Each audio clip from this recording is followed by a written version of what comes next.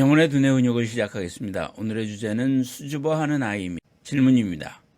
이제 7세가 된 여아입니다. 여러 가지로 무난한 편이라 생각하는데 친구들과의 관계에 있어 특정 친구들에게만 정을 쏟고는 합니다. 근래에 들어 자꾸 친구들에게 선물을 한다며 자기 장난감을 주곤 합니다. 정이 많아 기분이 좋으면 잘 나눠주는 편이라 그런가 보다 싶었는데 경우가 심해지고 빈도가 잦은 것 같아 물어보니 어떤 친구한테는 자기랑 놀아달라며 장난감을 줬다고 하더군요. 물건을 주며 같이 놀자고 했다는 게 너무 기가 막혔지만 나무라지는 않았지만 걱정이 되네요. 답변입니다. 7세 아이가 특정 친구에 집착하는 것은 자연스러운 현상입니다. 아이가 한 친구를 무척 좋아하고 그 친구에 대한 질투의 감정과 독점 욕구를 보이는 것은 흔합니다. 7세 아이는 자신이 좋아하는 친구와 그렇지 않은 친구를 구별하기 시작합니다. 좋아하는 친구들 중에서도 특히 좋아하는 친구가 있고 단짝 친구를 만들고 싶은 아이가 생기기 마련입니다. 따라서 늘 그 친구와 어울리려고 하는 경향이 강해지는 것입니다. 친구가 아이 자신이 좋아하는 특성을 갖고 있는 경우 더 집착하게 되는 것입니다. 그러다 보면 그 친구의 자기가 가지고 있는 장난감을 주기도 하고 선물을 하기도 하는 것입니다.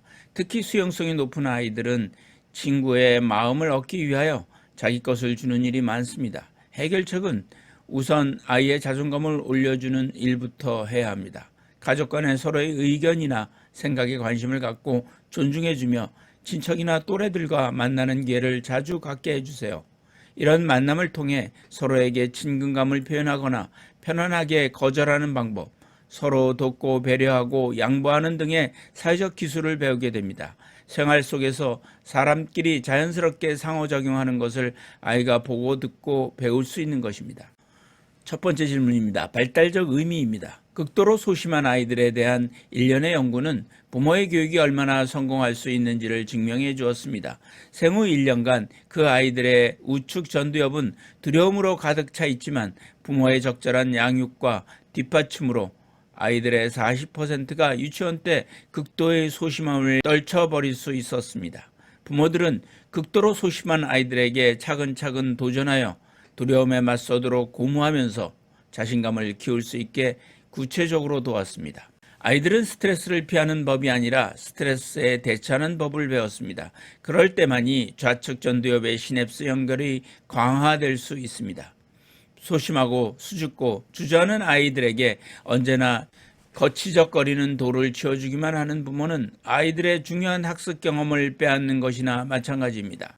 수줍어하고 친구 관계가 불안한 아이들은 좋은 관계를 기다리는 것이 힘듭니다. 좋은 관계가 이루어지지 않을지도 모른다는 불안이 큽니다. 그래서 쉽게 자기 것을 주는 것입니다. 궁극적으로 좋은 관계를 얻기 위해 당장의 관계에 집착하지 않을 수 있는 능력을 키워주는 것이 중요합니다. 아이가 자신에 대한 확신과 믿음이 생기면 조급함이나 불안을 조절하는 법을 배우게 됩니다. 두 번째 질문입니다. 양육 지침입니다. 첫째, 수다쟁이 엄마가 되세요. 엄마 아빠가 언어 표현력이 능숙할수록 아이가 말하는데 자신감을 갖습니다. 그만큼 언어적인 환경이 풍요롭기 때문입니다. 반대로 소극적이거나 말수가 적은 부모 밑에서 자란 아이는 사람들 앞에서 쉽게 말을 꺼내지 못하거나 남에게 쉽게 다가가지 못하는 경향이 있습니다. 아이의 표현력을 키워주고 싶다면 부모가 먼저 말을 건네는 수다쟁이가 되어보는 것도 도움이 됩니다. 대부분의 아이들은 자신이 경험한 것을 말로 전달하는 과정에서 말하는 방법을 자연스럽게 터득해 나갑니다. 둘째, 개방형으로 물어보세요. 엄마와 아이가 함께 경험한 것을 비롯해 일상생활에서 일어났던 일에 대해 이야기를 나누는 시간을 자주 가져보세요.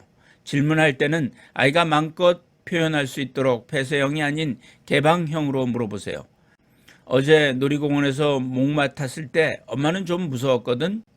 너도 무서웠니? 라고 질문을 할 경우 아이는 예, 아니요 라고 밖에 대답하지 못합니다. 이런 폐쇄형 대화법은 아이의 말을 막는 결과를 가져옵니다. 같은 말이라도 어제 놀이공원에서 목 맡았을 때 엄마는 좀 무서웠는데 너는 어땠니?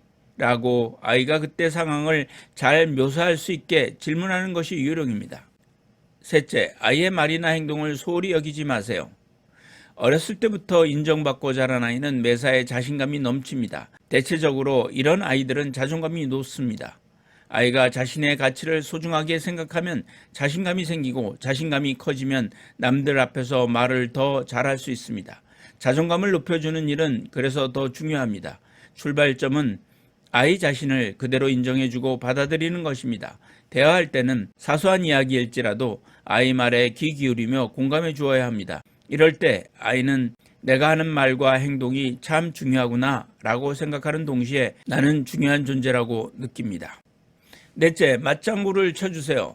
말을 잘하지 못하는 아이에게 맞장구도 좋은 처방입니다. 아이가 말을 할 때 응 그래 그렇구나 등의 반응을 보여주면 아이는 신이 나서 마냥 이야기를 풀어나갑니다. 상대로부터 인정받고 있다는 것을 느끼게 해주는 대화법 중에 하나가 바로 맞장구입니다. 다섯째, 실수한 행동도 존중해 주세요.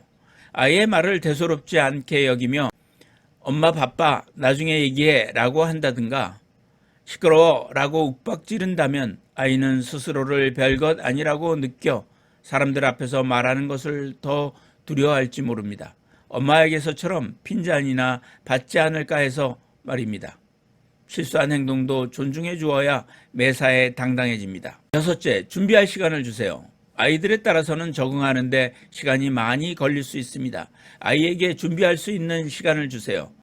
사람들이 많이 모이지 않았을 때 먼저 가도록 하세요. 너무 재촉하지 말고 인내심을 가져야 합니다. 아이를 부드럽게 격려하고 차분하게 사회적 활동을 도와주는 부모들이 너무 지나치게 간섭하는 부모들보다 성공적으로 도와줄 수 있습니다. 일곱째, 익숙한 사람과 지내는 시간을 많이 만들어주세요. 사회성을 키워주려면 익숙한 사람과 함께 지내는 기회를 자주 갖게 해주세요. 가까운 친척이나 친한 친구처럼 익숙한 사람으로부터 시작해 차차 관계를 넓혀갑니다. 그러려면 엄마가 부지런해져야 합니다. 매일 만나게 해줄 수는 없더라도 접촉할 기회를 자주 만들어 주어야 하기 때문입니다. 친척집을 방문하거나 집에 놀러 오게 하고 함께 게임을 즐기거나 여행을 가는 식으로 공유하는 시간을 늘리세요. 여덟째, 말할 거리와 놀이 방법을 알려주세요. 말할 거리가 풍부한 아이는 또래 관계가 원만할 수밖에 없습니다. 따라서 쭈뼛거리며 말을 잘하지 못하는 아이들은 친구를 만났을 때 처음에 무슨 말부터 해야 할지 모르는 경우가 많습니다. 이런 아이에게는 말 거는 방법을 차근차근 일러주세요. 잘 있었어? 학원 갔다 왔니? 너 이 게임 해봤어? 등과 같이 여러 상황에 대비해 가르치는 것이 요령입니다. 텔레비전 만화나 아이들이 좋아하는 영화 내용을 소재로 이야기를 꺼내게 가르쳐도 좋습니다. 말할 거리뿐만 아니라 놀 거리를 다양하게 알려주는 것도 도움이 됩니다. 보드게임, 컴퓨터 게임 등 집안에서 다양한 놀이를 함께 하다 보면 이를 매개로 친구와 쉽게 친해질 수 있습니다. 아홉째, 사기를 꺾지 마세요. 사내 대장부가 말도 못하고 뭐 그래? 자신감을 키워줘도 부족할 판에 아이의 사기를 꺾어서는 절대 안 됩니다. 남들 앞에서 긴장되는 것은 누구보다도 자신이 가장 잘 압니다. 따라서 부모가 이 부분을 못마땅해 해서는 안 됩니다. 누군가 자신의 약점을 건드리면 더 움츠려들게 마련입니다. 다시 말해 아이의 쭈뼛대는 행동을 나무라는 것은 전혀 도움이 안 됩니다. 더욱이 남자니까 맞이니까 하면서 강박적인 엄마의 강요된 생각을 심어줄 경우 자극이 되기는커녕 자존감에까지 상처를 입힐 수 있습니다. 열째, 어휘력을 점검하세요.